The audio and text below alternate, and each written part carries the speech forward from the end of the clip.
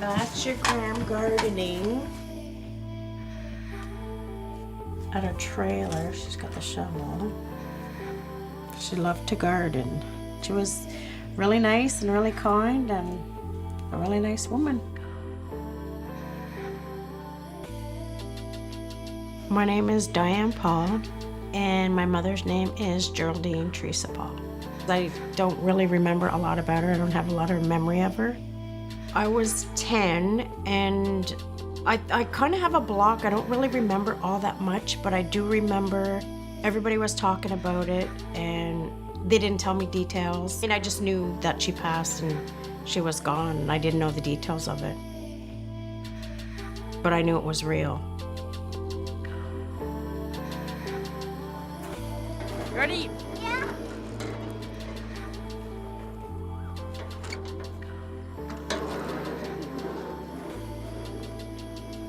You made it. You didn't have to swing your legs that time.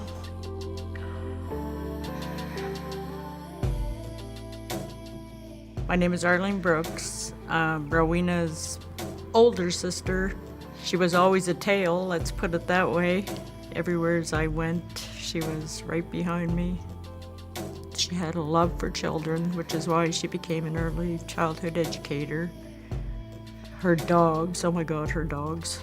Sash-on girl, she walked everywhere. Even though they had a vehicle, she would prefer to walk. Always dragging Noah along in the big green wagon. My name is Leslie Hallett. Rowena used to kind of look after me because our parents kind of hung out and she would babysit me. And then as we got older, we kind of became quite close, like sisters and best friends. She was in a relationship with a man, and it wasn't a very good relationship. They would always fight. She would always come to the house with signs of abuse, like she would be bruised or have bruises on her and cuts and stuff. But she would always have an excuse of like, oh, she fell or something. I think she always protected him.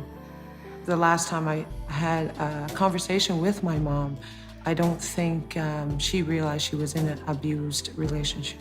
I didn't have those skills or tools to help her to get help at that time. I'm not sure if we were quite connected when Kevin had his car accident, but she had told me about his accident and said that he wasn't really the same after. It seemed like he became just a different person. He was very angry all the time. I thought their relationship was in the norm because at the time I was kind of going through the same struggles myself. It was a toss-up which husband was going to call first, mine or hers, because again, I had to take my child everywhere. I didn't have much time to myself, so I kind of thought it was, normal at the time. Before she actually kicked him out, she came out to visit me, and she brought all the kids out, and she said that they had been arguing. He called my cell phone like 15 times the first day, and she just hold the cell phone out like this, and we could hear him yelling at her, like freaking right out. And all weekend, like whenever I turned my phone on, there'd be a whole bunch of missed calls.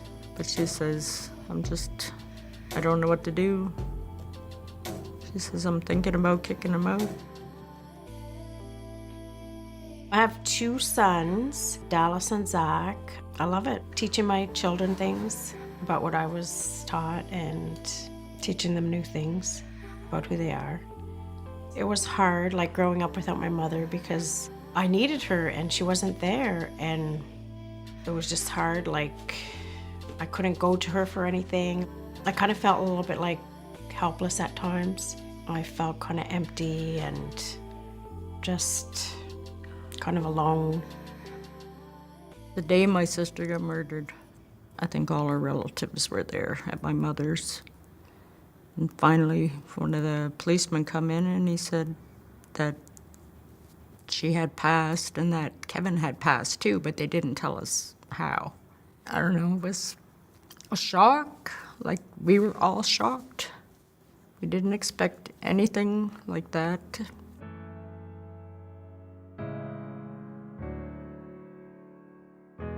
The Silent Witness Project is a traveling exhibit of life-size red wooden silhouettes, each one representing a woman who was murdered in an act of domestic violence by a partner, a current or former partner. There are 3 goals to the project. The first is to remember by honoring the lives of women who had been killed by their partners. The second is to create awareness and education. And the third is to promote action.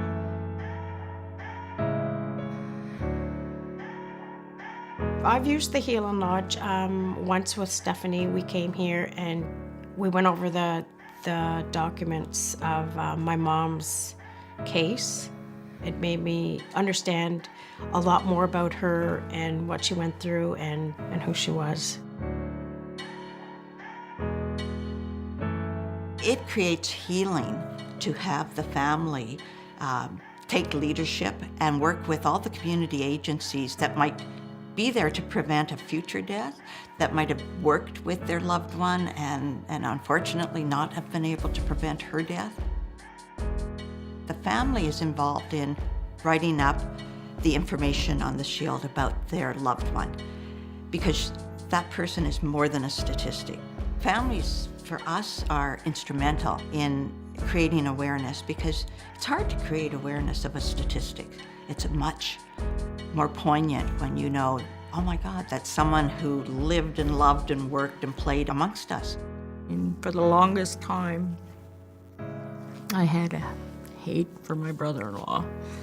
Over the years, I've told myself, I don't want to live my life like that. I said, I'm never going to be happy if I don't let go of that hate. So one day I got up, I said, you know what, I'm done. I can't say I forgive him, but I can go on without having a hate for him every day because it was just making me somebody I didn't want to be. Aucune voix, aucune douleur, je resterai près de toi sur ce chemin. Je te guiderai dans ton grand chagrin pour qu'aucune Geraldine Teresa Paul, St. Mary's First Nation, was beaten to death by her partner on March 15, 1981. He pleaded guilty to manslaughter and was sentenced to 8 years in federal penitentiary. Having the silhouettes and people actually see them, it's bringing awareness. Her closest friends called her Jerry. Geraldine's family will always remember her love of life. She will forever be their definition of perfection. I'm glad that I'm part of this because I want to help women and make them be aware that this is real and there's help out there and that they're not alone and they need to reach out. Rowena Mae Sharp, St. Mary's First Nation, was bludgeoned to death by her estranged husband on March 20th, 2012, about a week after they had separated. He then killed himself. Rowena was a proud and adoring mother to her 3 beautiful children. She loved spending time with her family and friends, her parents, 4 siblings, and countless friends. Recall an amazing woman who loved the children she worked with at the daycare as an early childhood educator. I'm hoping when it comes here, when her silhouette comes here, that people will read it, remember her, and know that living in an abusive relationship isn't healthy for either of them, that there are places you can go to get help. People are always willing to help. The community, family, of course, and that if it's happening, tell somebody. Rowena is sadly missed by everyone in her community, and she will never be forgotten. It affected me, her passing. For the first few years, it was really hard. But now it has made me stronger. I had enough of my own marriage and I did leave my ex-husband. I don't put up with anything. I've left that behind me and I'm not gonna let anybody control me. I think today it's a lot easier to get those tools. There's a lot more people out there. And that being said, at the end of the day here, I hope that those silhouettes will be placed where somewhere they can help someone. in an abused relationship. And I want to thank everyone for that today. It was a very special event. I have to say I was really glad to be a part of it. I was just thankful that everyone, you know, took the time out of their day to come and support us and just be there and listen to the stories of not only my mother and Geraldine and just all the women that were involved in any kind of abuse. Un nouveau jour viendra, si nous sommes unis, nous défierons la pluie. Nos voix sont ailleurs et nos âmes n'ont plus peur. Nous défierons la pluie.